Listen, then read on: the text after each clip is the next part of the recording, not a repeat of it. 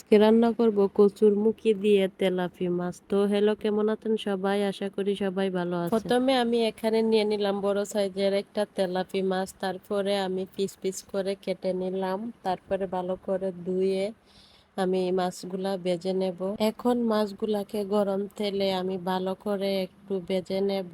তারপরে চুলায় একটা কড়াই মাছ রান্না করার জন্য মশলা আমি আগে থেকেই গুলিয়ে রেখেছিলাম। এখন কিছুক্ষণ কষিয়ে দিয়ে দেব কচুর মুখিগুলাকে ভালো করে আবার কিছুক্ষণ কষিয়ে নেব। তারপরে দিয়ে দেব ভেজে রাখা মাছগুলা। তারপরে পরিমাণ মতো পানি দিয়ে আমি আবার কিছুক্ষণ জাল করে নেব। তারপরে নামানোর আগটা দিয়ে আমি কিছুটা ধনিয়া পাতা দিয়ে আবার এই তরকারিটা নামিয়ে নেব। ভাবছিলাম যে এক তরকারি রান্না করব। এখন বাজার থেকে সিম, আলু, টমেটো, জাম্বুরা, আম, ঝিঙ্গা নিয়ে এসেছে, তাই ভাবছি যে সিম দিয়ে আজকে শুটকি রান্না করি। শুটকি রান্না করার জন্য আমি সিম, আলু কেটে ধুয়ে পরিষ্কার করে রেখে দিয়েছি। এখন রান্না করার জন্য পেঁয়াজ রসুন বাটা আমি হালকা একটু ভেজে নেব। তারপরে সামান্য একটু পানি দিয়ে মশলাটা কষিয়ে নেব। দিয়ে দিলাম একটু মরিচের গুঁড়া, একটু হলুদের গুঁড়া, পরিমাণ মতো লবণ। তারপরে মশলাটারে কিছুক্ষণ কষিয়ে নিলাম। তারপরে দিয়ে দিলাম শুটকিগুলাকে কিছুক্ষণ কষিয়ে নেব। তারপরে দিয়ে দেব সিম আলু দেওয়ার পর আবার কিছুক্ষণ কষিয়ে নিলাম।